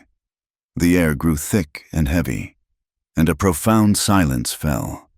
The birds stopped singing. The insects ceased their chirping. Even the wind seemed to be holding its breath. Caleb came in from the yard. His eyes narrowed as he scanned the southern horizon. "Storm's coming," he said, his voice a low rumble. A bad one. It was not a storm of rain or snow. It was a storm of dust and wind, the kind that could strip the land bare and scour the paint from a house. It was a storm to be respected, to be endured. The familiar, efficient rhythm of preparation took over. There was no panic, only a grim, focused purpose. Lily helped Jesse secure the chickens in their sturdy coop. She drew bucket after bucket of water from the pump, filling the barrels inside the cabin. Caleb was a blur of motion, checking the latches on the small stable where their single mule was sheltered, tying down anything loose in the yard, his face set in hard, determined lines. The first gust of wind arrived like a physical blow, a great, invisible hand pushing against the cabin. It moaned as it moved through the pines on the ridge, a low, mournful sound that grew in intensity with each passing moment. The sky to the south was no longer gray, but a churning, roiling wall of brown that was advancing on them, swallowing the horizon. They retreated inside, the three of them, and Caleb barred the heavy wooden door. The strange, yellow light from outside filtered through the cabin's two small windows, casting long, distorted shadows. The wind was a constant, rising shriek now, and the first fine grains of sand began to hiss against the window panes. Caleb's eyes scanned the small room, his gaze resting for a moment on each point of vulnerability. He checked the seal on the door, then moved to the window by the main table, ensuring the wooden shutter was securely latched. Then, he turned and his gaze fell on the other window, the one directly beside the small cot that had become Lily's. He crossed the room, his boots heavy on the floorboards. He moved into her small corner, the space that she had claimed as her own, filling it with his presence. The air grew thick around her. He did not look at her as he approached the window. His focus was entirely on the task at hand. The window frame, he had noticed days before, had a slight warp in the wood, a small weakness. He ran his hand along the frame, his calloused fingertips testing the seal. He pressed against the glass, which rattled ominously as a particularly strong gust of wind slammed into the cabin. He grunted, a low sound of dissatisfaction. He went to the large wooden chest where he kept his tools and returned with a hammer, a few nails, and a small block of wood he had clearly prepared for this very purpose. Lily sat on the edge of her cot, her hands clasped in her lap, watching him. He was so close she could smell the scent of pine and cold air that clung to his clothes. She could see the fine lines etched around his eyes, the tension in the set of his jaw. He worked with a swift, brutal efficiency. He hammered the small block of wood into place, creating a wedge that secured the loose part of the frame, silencing its rattle. He tested it again, pushing against it with his full weight. It did not budge. It was solid. It was safe. He gathered his tools, his movements economical and precise. He had done what he came to do. He had reinforced her shelter. He had protected her small corner of their shared world. And then, without a single word, without a single glance in her direction, he turned and walked away. He went to the fireplace and began to tend the fire, his back to her, leaving her alone in the sudden, charged stillness of her now secure space. Lily stared at the window he had just fixed. The storm was a raging fury outside, a constant, deafening roar of wind and sand. The world beyond the glass was a brown, howling chaos. But inside her small corner, all was still. The window was silent. The frame was secure. She lay back on her cot, pulling the heavy wool blanket up to her chin. The sound of the storm was an elemental force, a wild and untamed power that seemed to shake the very foundations of the cabin. It was a sound that should have been terrifying, but it wasn't. It was a backdrop, a roaring symphony against which a profound and silent revelation was taking place within her. His parting, wordless action hung in the air. He had not said, "There, you will be safe now." He had not offered a reassuring touch. He had simply seen a vulnerability and, with his own hands, had made it strong. He had left her not with empty words, but with the solid, indisputable fact of his care. And, in the roaring darkness, her mind began to connect the pieces. Each silent gesture he had made since the day they met began to replay in her memory, no longer as isolated incidents, but as a single, continuous narrative. The lifting of his coat on the train, it was not just shelter. It was an act of unquestioning acceptance, a shield offered to a stranger without demanding a reason. The way he had taken the impact when they jumped, he had used his own body as a buffer, a living wall between her and the hard, unforgiving earth. It was protection in its most primal, physical form. The small, smoky fire in the arroyo. It was not just a clever trick. It was foresight, a strategic act of intelligence designed to lead danger away from her. the sheepskin on the hard porch step. He had watched her. He had noticed her habits, her small comforts, and had sought to increase them. It was an act of intimate observation, a quiet desire for her well-being. The wildflower, so carefully pressed between the pages of his ledger. He had taken her small offering of beauty and given it permanence, safeguarding it against the passage of time. He had honored her gesture, serving her the first bowl of stew. It was an act of profound respect, a public declaration in their private world that she was not a subordinate, not a refugee, but an equal, a cherished center of their home. And now, the window, a simple act of mending that was, in truth, the final, undeniable piece of the puzzle. All this time, she had been wondering if he had ever learned to love. She realized now she had been asking the wrong question. She had been looking for words, for confessions, for the kind of soft, spoken sentiment she had read about in books. But Caleb Boone did not speak that language. He had a different tongue, an older and more truthful one. His language was action. His vocabulary was foresight. His grammar was protection. Lying there, listening to the storm he had secured her against, the full, breathtaking truth of it washed over her. He answered her unasked question not with a story from his past, but with the unwavering truth of his present. He was answering it right now.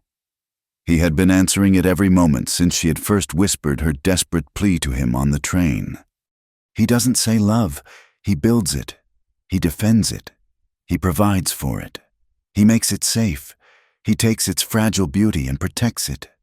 She closed her eyes, a slow, single tear tracing a path through the dust on her temple. It was not a tear of sadness or fear. It was a tear of pure, overwhelming clarity.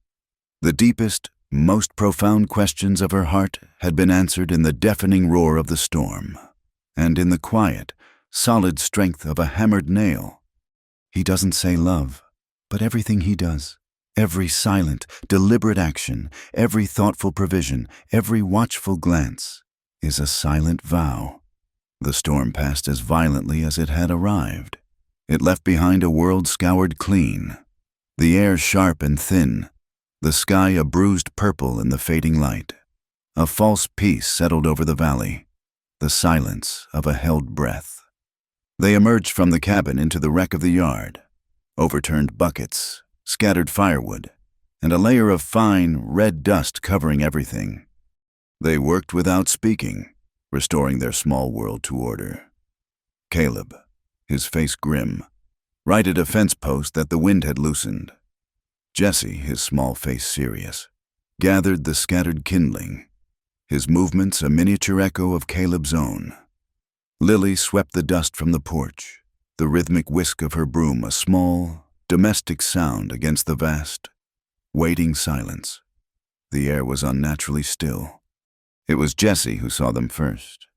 He stopped, a handful of twigs clutched in his hand, and his head cocked to the side. He was staring up at the western ridge, the high, dark line of rock that bordered their sanctuary. "Caleb," he said, his voice small and tight. Caleb straightened up from his work, his body going rigid. He didn't ask. He simply turned and followed the boy's gaze. Lily stopped sweeping. She looked up, and her heart seized in her chest. A cold, brutal fist of ice. 3 figures on horseback, silhouetted against the dying light. They were perfectly still, watching the cabin, their forms as stark and menacing as vultures waiting for a thing to die. Even at this distance, there was no mistaking the predatory stillness, the unwavering focus. The world, which had just begun to feel safe, fractured in an instant. The peace was a lie. The sanctuary was a cage. They had been found. Time seemed to slow, to stretch thin. The whisk of the broom fell from Lily's hand, clattering against the wooden porch with a sound that was shockingly loud in the sudden silence. Caleb moved. It was not a run, but an explosion. He covered the distance between the fence post and the porch in 3 long strides. His face was a mask of cold, controlled fury. his eyes chips of ice. He grabbed his rifle, which he had leaned against the cabin wall. "Inside," he roared, his voice a whip crack of command that cut through Lily's paralysis. "Take Jesse, now!" His eyes met hers for a fraction of a second, and in them she saw not fear, but a terrifying, absolute certainty. He was no longer the quiet man who fixed windows and pressed flowers. He was the man who had survived. Lily grabbed Jesse's small hand, pulling him with her towards the cabin door. The boy stumbled, his eyes wide with a fear that mirrored her own. On the ridge, the figures spurred their horses, beginning their descent into the valley, their movements deliberate and unhurried. They knew they had their prey trapped. They scrambled inside, and Lily slammed the heavy wooden door shut, dropping the bar into place. Her hands were shaking so violently she could barely manage the simple task. The cabin, which had been a haven, was now a tinderbox, the air thick with the smell of imminent violence. "Stay away from the window." Caleb's voice came from outside, sharp and clear. "Get down." Lily pulled Jesse into the corner by the hearth, the same corner where she had found her safety. She pushed him down behind the large wood box, shielding his small body with her own. He was trembling, but he was silent, his eyes fixed on her face, his trust absolute. "Don't be scared," she whispered, the lie a dry rasp in her throat. Outside, the first shot rang out. It was a sharp, flat crack that echoed off the valley walls, followed by the whine of a ricochet as a bullet splintered the wood of the cabin near the door. Caleb was already moving, using the corner of the small stable for cover, his own rifle answering with a deeper, more resonant boom. Lily squeezed her eyes shut, her arms wrapped tightly around Jesse. The peaceful valley had become a war zone. The air was filled with the deafening report of gunfire, the angry shouts of men, the thud of lead striking wood. It was the sound of the world ending. Suddenly, the single window beside her cot shattered, glass and wood exploding inwards. A man's arm, covered in a filthy sleeve, reached through, fumbling for the latch on the shutter. It was Jed, his weasel face contorted in a triumphant sneer. There was no time to think. Instinct took over. Lily saw the heavy black cast-iron skillet sitting on the hearth, left over from breakfast. She lunged for it, its weight a solid, reassuring thing in her trembling hands. As Jed's head and shoulders squeezed through the broken window frame, she swung it with all the force of her terror and desperation. The skillet connected with the side of his head with a sickening, metallic thud. He grunted, his eyes rolling back for a second, and he fell back out of the window, stunned. But the respite was only for a moment. A new sound, a splintering crash, came from the front of the cabin. One of the other men had used the butt of his rifle to smash through the door. Wood splintered, the bar groaned and then broke. The door flew open. A large, bearded man stood there, his face a mask of brutal glee. He saw Lily and Jesse huddled in the corner. "Well, look what we got here," he growled, and started towards them. But before he could take 2 steps, Caleb was there. He had abandoned his cover. Charging from the side of the cabin to defend the breach, he hit the man like a runaway train, a silent, furious force of muscle and bone. They went down in a heap in the doorway, a tangle of limbs, grunts, and the dull, wet sound of fists hitting flesh. Lily could only watch in horror. Jesse buried his face in her side. She held the skillet like a shield, her knuckles white. Jed, recovered from the blow, was on his feet outside. He saw Caleb occupied and saw his chance. He scrambled back to the broken window, but this time he didn't try to climb through. He saw Jesse. "Get the boy!" he screamed to the third man, who was circling the cabin. Everything happened at once. The third man ran towards the broken window. The bearded man inside the cabin landed a heavy blow to Caleb's jaw, sending him stumbling backward. And in that moment of chaos, the third man's hands shot through the window and grabbed Jesse. "No!" Lily screamed. She swung the skillet again, but the man was too quick. He yanked Jesse by the arm, pulling the small, struggling boy through the shattered window frame. Jesse cried out, a sound of pure terror that tore through Lily's soul. That sound broke Caleb. His head snapped up, his eyes wild with a fury that was beyond human. He let out a roar of pure, primal rage and threw the bearded man off him as if he were a child. But Jed was waiting for him.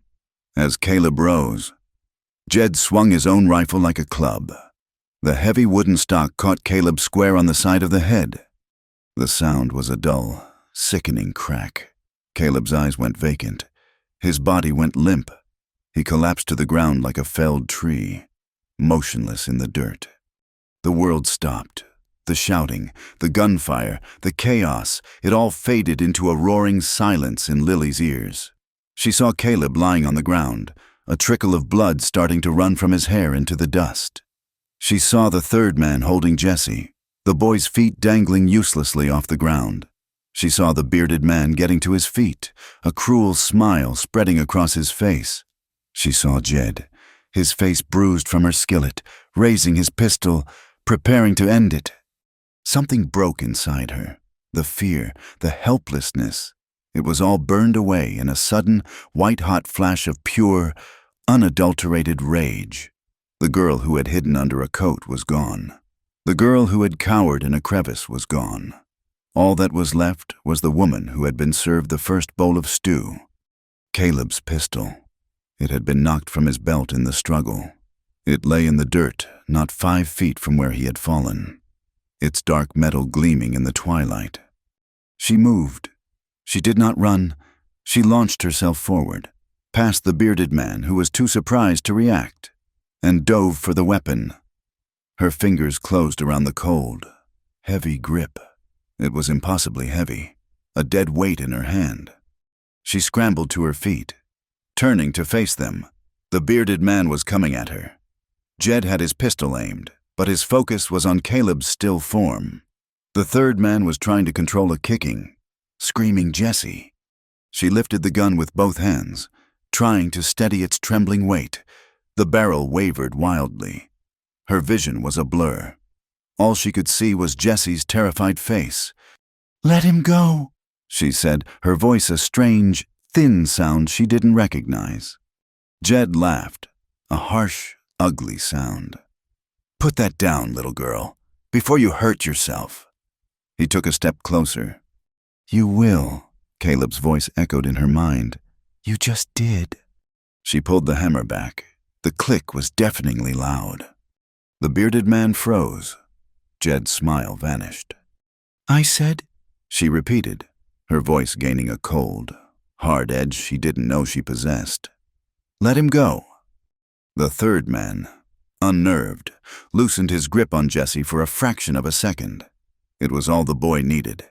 He bit down hard on the man's hand. The man howled in pain and surprise, his hand flying open. Jesse dropped to the ground and scrambled away, running towards the only safety he knew, the cabin. Enraged, the third man turned his attention to Lily. He lunged for her. She didn't aim. She didn't think. She just pointed the heavy weapon in his direction and squeezed the trigger. The explosion was a physical blow, a violent eruption of fire and sound that slammed her back a step. The recoil tore the gun from her hands. Her ears rang. The smell of sulfur and burnt powder filled the air. The man who had been lunging at her screamed. It was a high, thin sound of agony. He staggered back, clutching at his shoulder, his face a mask of shock and pain. A dark stain was already spreading across his shirt. Jed and the bearded man stared, frozen in disbelief. They had not expected this. The terrified girl was gone, and in her place stood a creature of pure, feral desperation. The moment of stunned silence was broken by a new sound. It was a sound so loud, so concussive, it made the very air vibrate. A deafening boom that was not a pistol or a rifle, but the unmistakable voice of a shotgun. From the deep shadows beside the stable, a new figure emerged. He was an old man, his back bent like a question mark, his face a roadmap of wrinkles.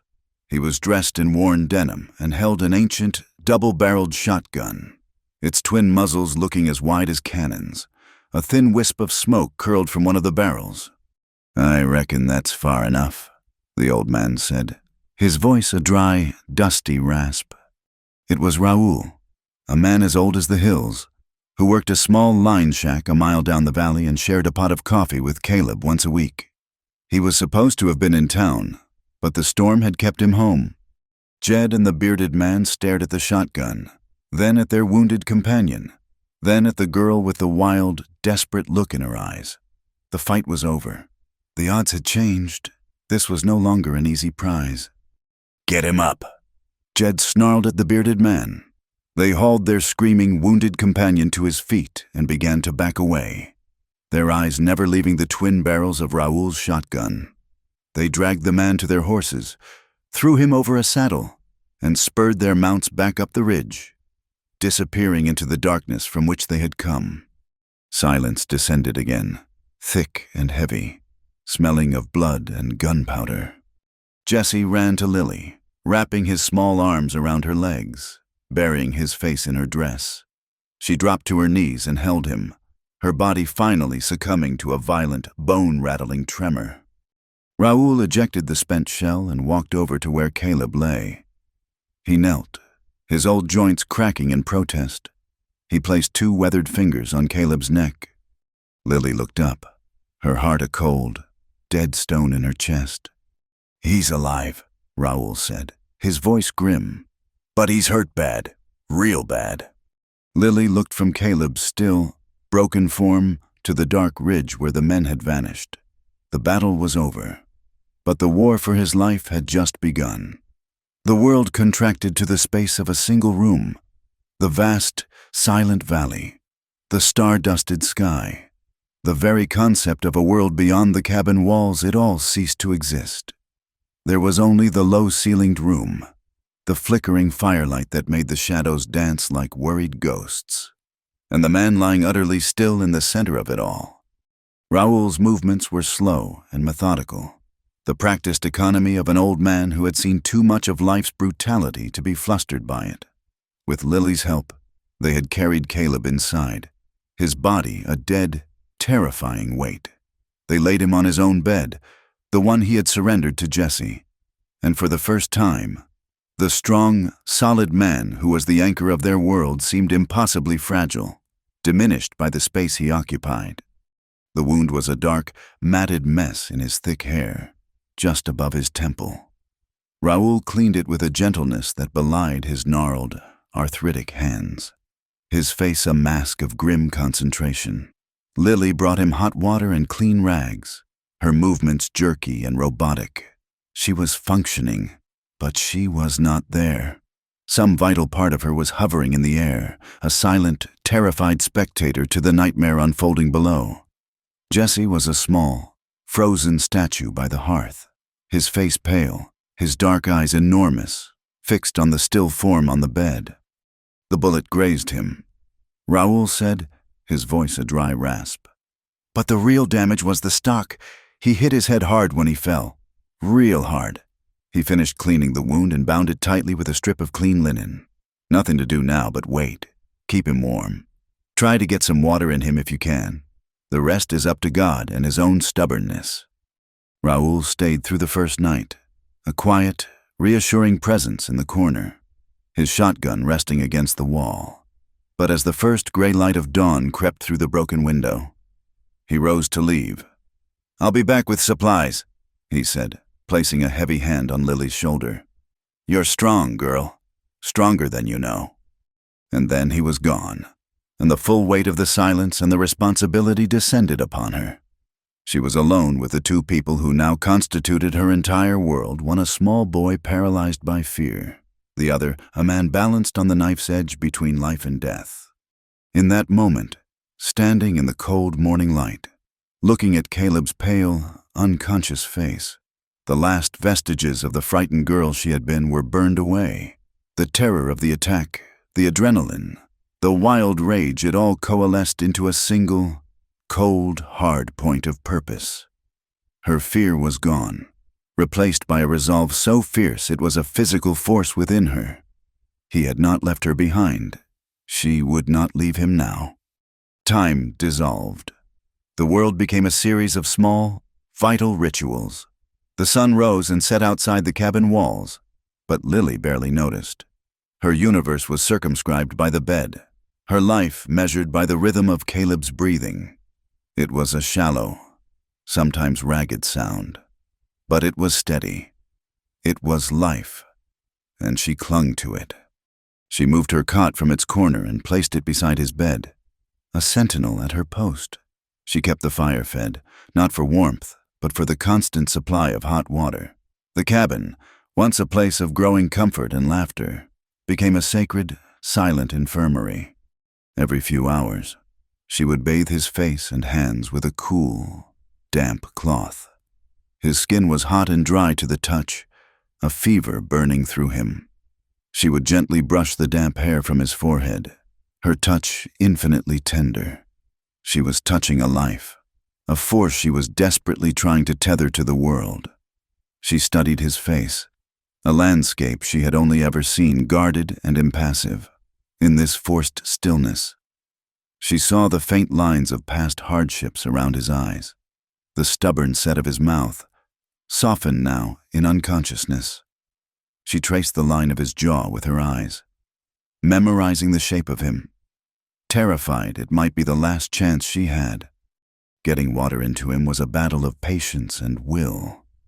She would dip the corner of a clean rag into a cup of cool water and gently squeeze a few drops onto his dry, cracked lips. Sometimes they would be absorbed. Other times, they would simply run down his chin. She would wipe them away and try again. Later, Raoul brought broth from a tough old hen he had boiled, and the ritual changed. A spoonful of broth, tilted carefully, a single drop at a time. It was a painstaking, heartbreaking process, a fight for every single drop of sustenance. Jesse was her silent shadow. The boy did not speak. He moved about the cabin with a ghostly quietness. The trauma of the attack had stolen his voice and his boyish energy. He would not go outside. He would sit for hours on the floor by the hearth, a piece of charcoal from the fire clutched in his small hand. He drew on the wide, smooth floorboards, his small body hunched in concentration. At first, his drawings were chaotic, angry slashes of black against the pale wood, scrawled, violent shapes that mirrored the chaos in his mind. But slowly, they began to change. He drew the cabin, a crooked box with smoke coming from the chimney.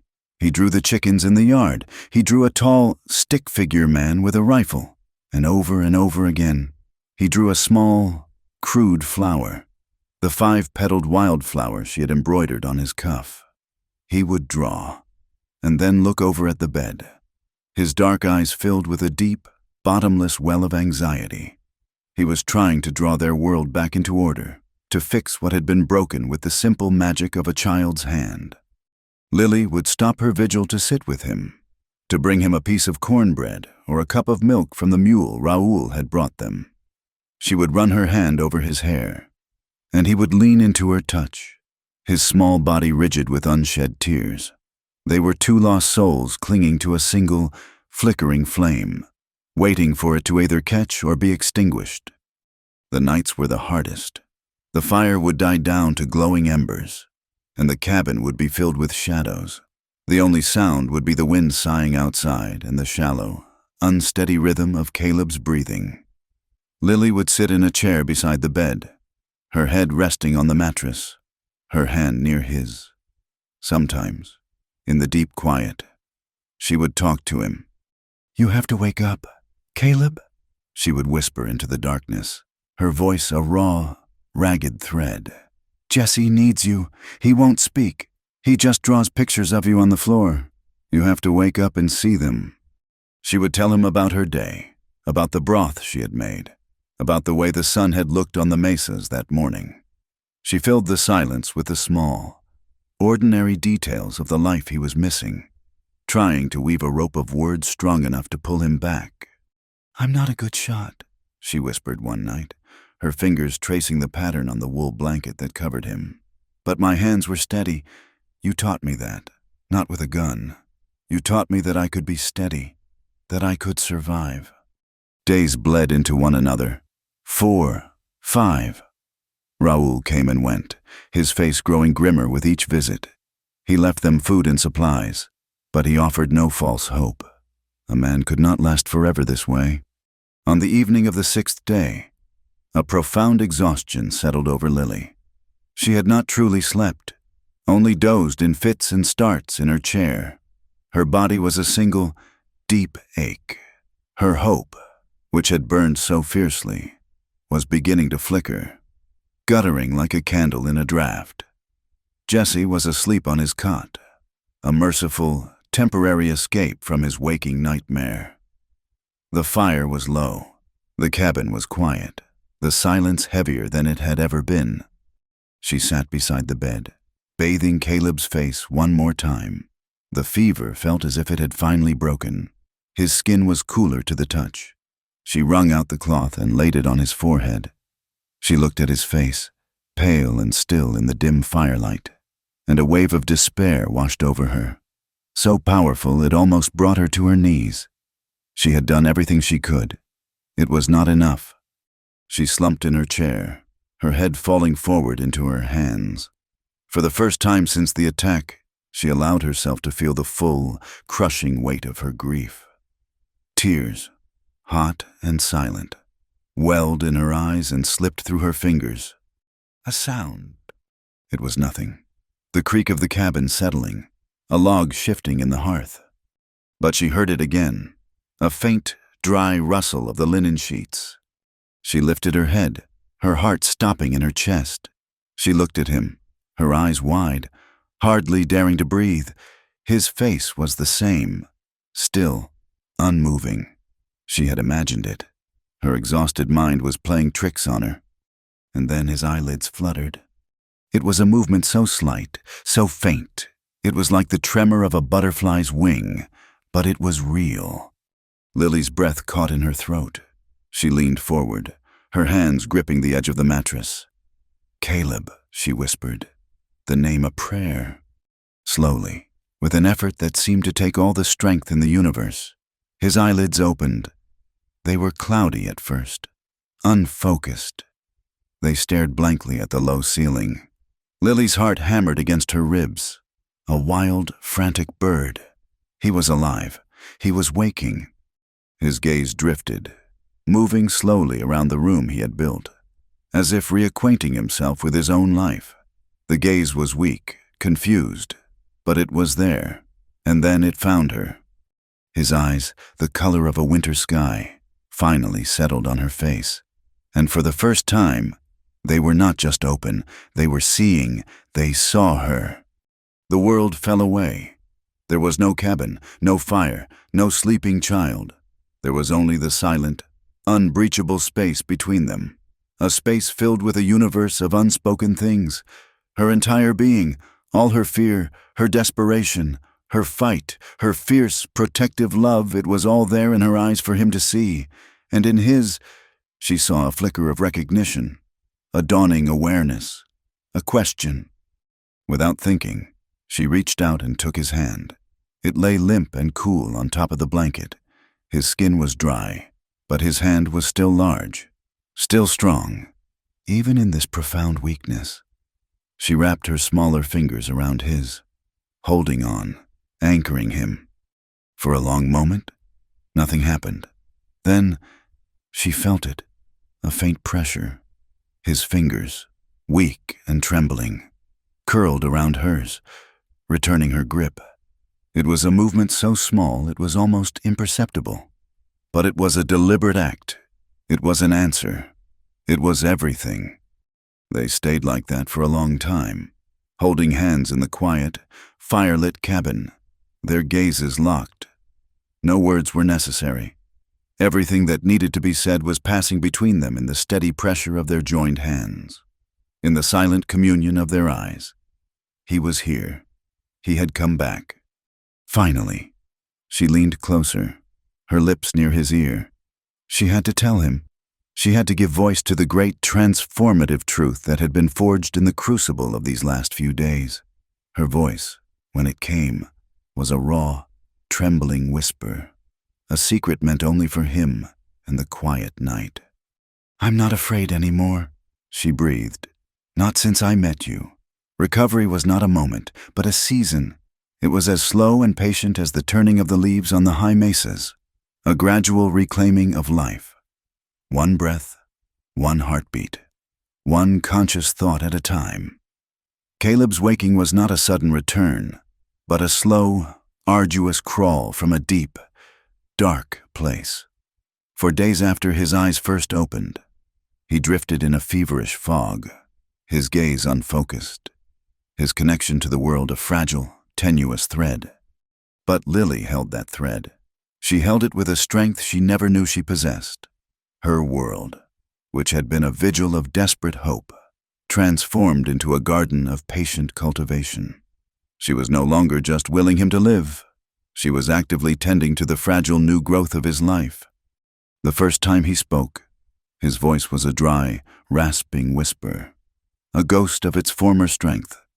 He had been staring at the ceiling for an hour, and Lily was spooning broth into Jesse's mouth, the boy now eating his meals on a small stool beside Caleb's bed. "Jesse," Caleb breathed. The spoon clattered from Lily's hand. Jesse froze, his eyes widening. He looked from Lily to the bed, his small face a mask of awe and terror. Caleb's eyes had found his boy. "You, all right," he whispered, each word an immense effort. Jesse could only nod, his chin trembling. He slid off the stool and crept to the edge of the bed, his small hand reaching out to touch the edge of Caleb's blanket. It was the first time he had willingly approached the bed since Caleb had woken. From that day on, the healing quickened its pace. The change was most visible in Jesse. The return of his father's voice, however weak, was the key that unlocked his own. He began to speak again, at first in small, hesitant whispers to Lily, then in short, factual statements to Caleb. Raoul brought flour, he would announce, standing a safe distance from the bed. The chickens laid 3 eggs. Each sentence was a small, precious offering, a piece of the world he was bringing back to his father.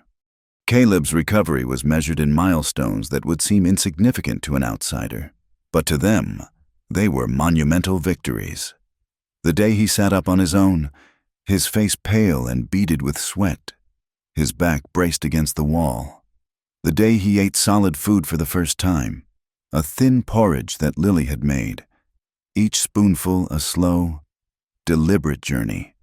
And the day he first stood, his large frame unsteady, his hands gripping the bedpost for support while Lily hovered beside him, her arms outstretched, ready to catch him. He stood for only a few seconds before collapsing back onto the mattress, exhausted, but he had stood. The mountain was beginning to remember its own strength. Through it all, Lily was the constant. She was the first thing he saw in the morning and the last thing he saw at night. She changed his bandages, bathed his face, and read to him from the single, worn book of Psalms Raoul had brought. She did not fuss or coddle. Her care was as practical and steady as his own had been for her.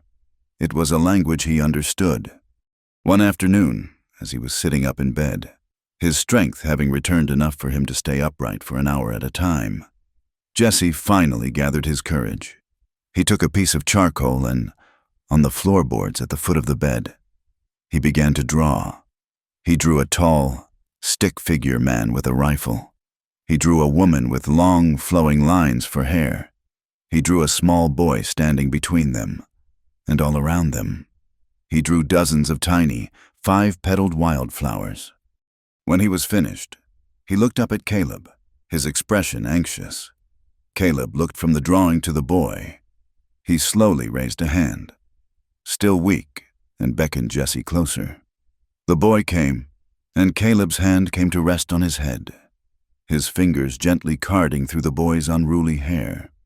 "It's good," Caleb said, his voice stronger now, a low rumble. "It's a good drawing." The dam of Jesse's fear and grief finally broke. A great shuddering sob escaped him, and he threw himself against the bed, his small face buried in the blankets, his shoulders shaking. Caleb's hand remained on his head, a steady, reassuring weight, while Lily came and knelt on the floor, her arms wrapping around the small, trembling boy. They stayed that way for a long time, the three of them, a tableau of silent, healing love. The charcoal drawing of their new family, a testament on the floor beneath them. As autumn bled into the first chill of winter, Caleb was on his feet again. At first, his steps were slow and deliberate, his hand often resting against the cabin wall for support. But with each passing day, his stride grew stronger, his shoulders straighter. The gaunt, haunted look left his face, replaced by his familiar, quiet stillness. He began to take over small tasks, splitting the kindling, carrying the water buckets, his movements still lacking their old, fluid power, but filled with a stubborn determination. The cabin transformed again. It was no longer an infirmary, no longer a sanctuary. It was simply a home. The air was filled with the smell of baking bread, the sound of Jesse's returning laughter, and the quiet, comfortable silence of three people who belonged together. The roles had settled into a new, natural order. Caleb was the rock, the quiet strength at their center. Jesse was the life, the bright, bubbling energy that flowed around them. And Lily was the heart. She was the warmth of the fire, the comfort of a hot meal, the gentle hand that smoothed away the last of the fear. She had woven herself so completely into the fabric of their lives that it was impossible to imagine the pattern without her thread. Life became a tapestry of small, ordinary moments of love. It was Caleb, watching her struggle to reach a high shelf, wordlessly getting up and retrieving the item for her. It was Lily, noticing the chill in the air and placing his heavy duster over his shoulders as he sat on the porch. It was Jesse, bringing them both a misshapen but beautiful stone he'd found, a treasure to be shared. It was a life built not on grand declarations, but on 1,000 tiny acts of unspoken care. One evening, as the last of the sun's rays painted the mesas in strokes of deep orange and purple, Lily came out onto the porch. The air was cold and sharp, holding the promise of the first snow.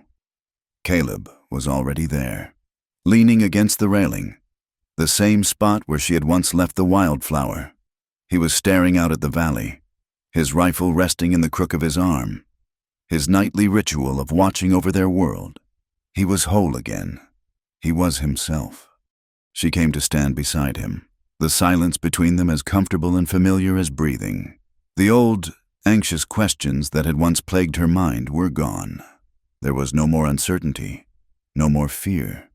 There was only a deep, quiet certainty that she was exactly where she was meant to be. She slowly raised her hand and laid it gently on his forearm. Through the coarse fabric of his shirt, she could feel the solid, living warmth of him, the strength that had been so close to being lost. He did not flinch or pull away. He simply accepted her touch, a slight tensing of his muscle the only acknowledgement.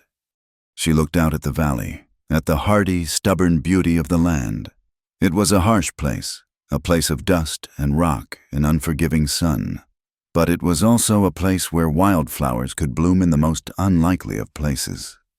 "At first," she said, her voice soft, a near whisper that the wind almost carried away, "I only asked to hide under your coat." He turned his head slightly, his gaze shifting from the horizon to her face. "Now," she continued, her eyes meeting his in the fading light, "I just want to stand by your side for the rest of my life." The words hung in the cold, clear air between them. It was not a plea, it was not a question. It was a statement of fact, as simple and true as the stars that were beginning to appear in the darkening sky.